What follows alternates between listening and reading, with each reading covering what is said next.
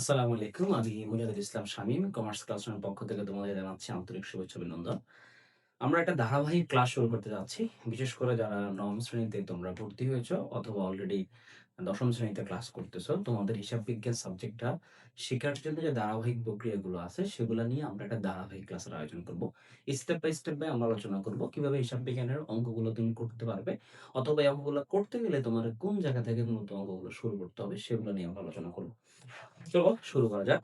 আমরা দেখতে পাচ্ছি এটা হচ্ছে আমাদের নবম শ্রেণী বাণিজ্য বিভাগ। হিসাব বিজ্ঞান শুরু করতে গেলে তোমার যা বিষয় আগে থেকে জানা জরুরি সেগুলো নিয়ে আমরা কথা বলবো ধারাবাহিকভাবে। প্রথমত তোমাকে একেবারে শুরুতেই তোমাকে হিসাব বিজ্ঞানের অঙ্কগুলো শিখতে গেলে প্রথমেই তোমাদেরকে জানতে হবে যে লেনদেন শনাক্তকরণ। লেনদেনগুলো কিভাবে শনাক্তকরণ করতে হবে সেগুলো তোমাকে জানতে হবে। তো আমরা একটা করে দেখি কি লাগবে আগে। এরপরে লাগবে হিসাব সমীকরণ, এরপর হিসাবের শ্রেণী, তারপর হচ্ছে ডেবিট ক্রেডিট নির্ণয়ের কৌশল। এই ৪ টা স্টেপ বাই স্টেপ তুমি যদি শিখতে পারো তাহলে হিসাব বিজ্ঞানে যেকোনো অঙ্ক করতে তুমি সহজে পারবা।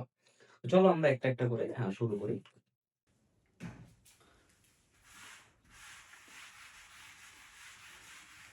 প্রথমে আমরা আজকে দেখব হচ্ছে লেনদেন শনাক্তকরণ বলতে আমরা কি বুঝি। তো লেনদেন শনাক্তকরণটা বুঝতে গেলে প্রথমে আমাদেরকে বুঝতে হবে লেনদেন জিনিসটা কি আসলে।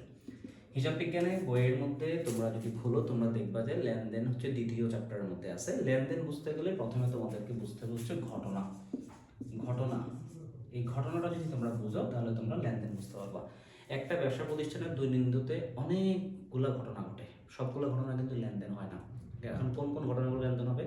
লেনদেন হতে গেলে ওই সকল ঘটনাগুলো লেনদেন হবে যে সকল ঘটনাগুলো মূলত অর্থনৈতিক পরিমাণযোগ্য হবে এবং আর্থিক অবস্থার পরিবর্তন করবে। এই দুইটা প্রধান বৈশিষ্ট্য যদি কোনো ঘটনার মধ্যে থাকে তাহলে সেগুলো লেনদেন হবে। চলো তোমাদেরকে উদাহরণের মাধ্যমে সেটা একটু ক্লিয়ার করি আমরা। মনে করো একটা ব্যবসা প্রতিষ্ঠানে প্রথমে পণ্য ক্রয় করলো ৫,০০০ টাকার। এটা মনে করো ১ তারিখের ঘটনা।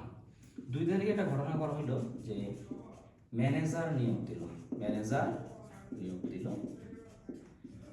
মাসিক মনে করো ১০,০০০ টাকার বেতনে। এই যে দুইটা ঘটনা আমি লিখলাম, এই দুইটা ঘটনার মধ্যে কোনটা লেনদেন হবে আর কোনটা লেনদেন হবে না সেটা তোমাদের একটু দেখাই। দেখো, পণ্য ক্রয় করলাম ৫,০০০ টাকা। এতে করে কি হয়েছে? আমার ব্যবসা প্রতিষ্ঠান থেকে পণ্য ক্রয় করার ফলে টাকা চলে গেছে। তার মানে আমার ব্যবসার আর্থিক অবস্থার পরিবর্তন হয়েছে এবং অর্থের মধ্যে পরিমাণ জমে টাকার অ্যামাউন্ট একটা উল্লেখ করা আছে। দ্বিতীয় যে ঘটনা, ম্যানেজার নিয়োগ করা হলো মাসিক ১০,০০০ টাকা, ১০,০০০ টাকা বেতনে। তো আমি ১০,০০০ টাকা বেতনে ম্যানেজার নিয়োগ দিলাম, কিন্তু এখন পর্যন্ত তাকে আমরা কোনো বেতন দিই নাই। মাস শেষ যখন হবে তখন তাকে আমরা মূলত বেতনটা দিব। এই ঘটনার ফলে কি হলো? এই ঘটনার ফলে হলো যে এটা একটা ঘটনা, কিন্তু এই ঘটনার ফলে আমার ব্যবসার আর্থিক অবস্থা যেমন কোনো পরিবর্তন হয়নি, তেমনি অর্থের অঙ্কে পরিমাপযোগ্য হইলেও একটা জিনিস মিলছে যে অর্থের অঙ্কে পরিমাপযোগ্য। আরেকটা যে পয়েন্ট আর্থিক অবস্থার পরিবর্তন, এটা কিন্তু হয়নি। এদের লেনদেন হবে না।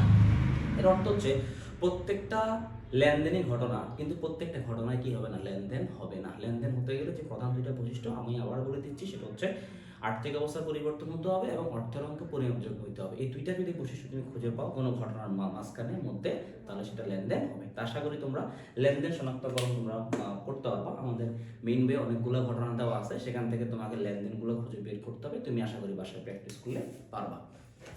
তারপরে যদি আমরা দেখি লেনদেন শনাক্তকরণ করে আমাদের সেকেন্ড স্টেপ কি ছিল? আমাদের সেকেন্ড স্টেপ ছিল হচ্ছে হিসাব সমীকরণ।